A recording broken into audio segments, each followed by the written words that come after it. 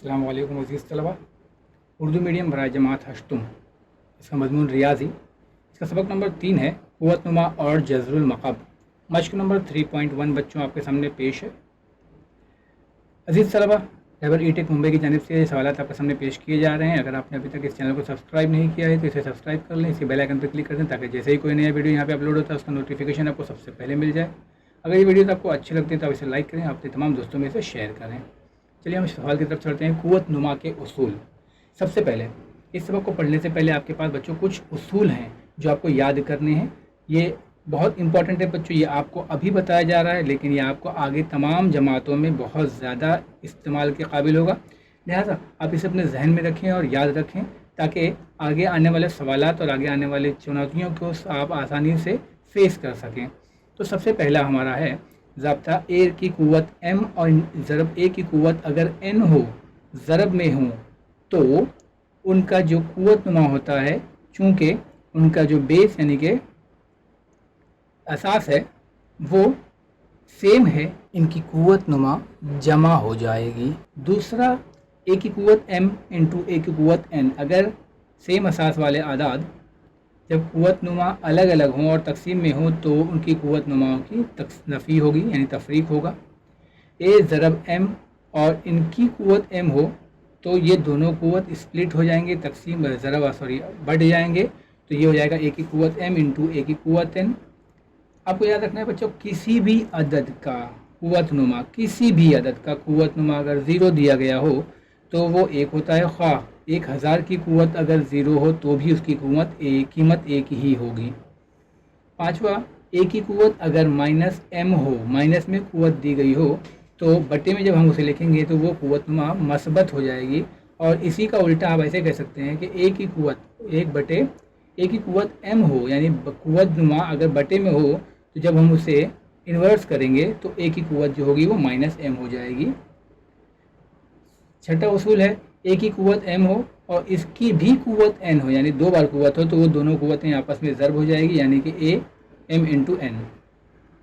a upon b अगर कसर में हो और उसकी क़ुव्वत m हो तो वो क़ुव्वत दोनों में बढ़ जाएगी, यानी a की क़ुव्वत m और अपॉन में b की क़ुव्वत m। इसी तरीके से अगर माइनस में दिया गया हो क़ुव्वत, यानी कि a बटे b, एक कसर की क़ुव्वत माइनस में दी गई हो तो अंदर वाली कसर को आप पलट दीजिए तो क़ुव्वतनुमा मस्बत हो जाएगी। ये तो कुछ क़ुव्वतनुमा के उसूल बच्चों जो आपको याद रखना है। अब हम चलते हैं मश्क की तरफ।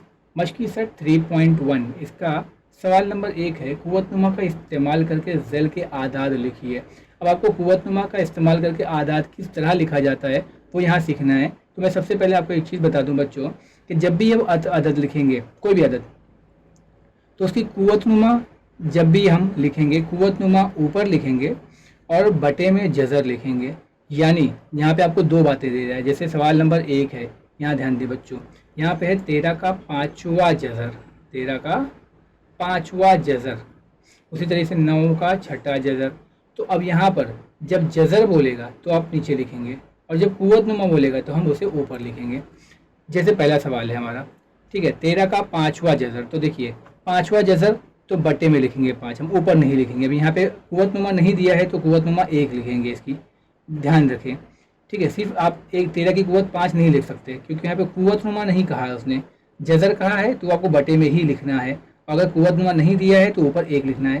तो 13 का 5वां जज़र यानी 13 सही, 13 की क़ुव्वत 1/5। फिर दूसरा आपको दिया हुआ है 9 का 6ठा जज़र। तो इस मुनासिबत से आप समझ गए होंगे कि 9 का 6ठा जज़र हम कैसे लिखेंगे। आपके जहन में जो है वो बिल्कुल सही है, यानी 9 की क़ुव्वत 1/6 यानी 6ठा जज़र। बहुत अच्छे। अब इसी तरीके से 256 का जज़रुल मुरब्बा।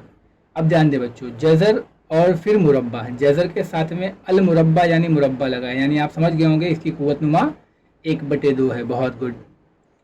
चौथा सवाल 17 का जज़रुल मक़ब यानी 17 की क़ुव्वत 1/3। ध्यान रखें, जब भी जज़र का वर्ड इस्तेमाल करेगा आपको बटे में लिखना है, ठीक है। पाँचवा सवाल 100 का 8वां जज़र यानी 100 की क़ुव्वत 1/8, जज़र बोला है बटे में लिखना है। तो आप इस मुनासिबत से छठा सवाल खुद ही कर सकते हैं बच्चों। 30 का 7वां जज़र यानी क्या रहेगा, आप खुद ही लिख लीजिए। बिल्कुल सही, 30 की क़ुव्वत 1/7।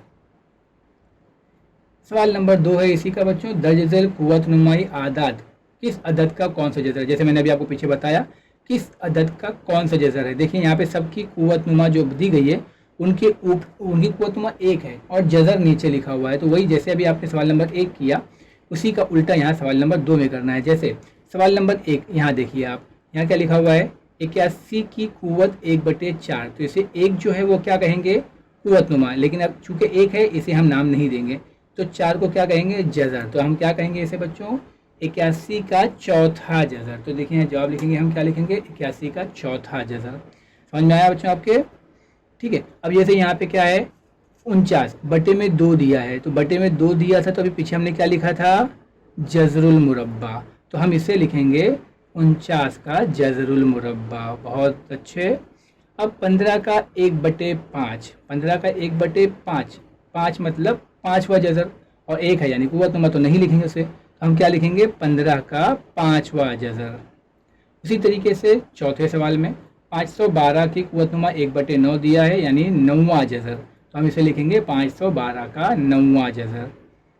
ठीक उसी तरीके से सवाल नंबर 5 में चलें तो 100 का कुव्वत नुमा 1/19 दिया है, बटे में 19 लिखा है यानी 19 जज़र है, तो हम इसे लिखेंगे 100 का 19वां जज़र। ठीक उसी तरीके से 6 की कुव्वत नुमा 1/7 दिया हुआ है, तो हम लिख सकते हैं 6 का 7वां जज़र। बहुत आसान है बच्चों, बहुत शुक्रिया, जज़ाकल्लाहु खैर।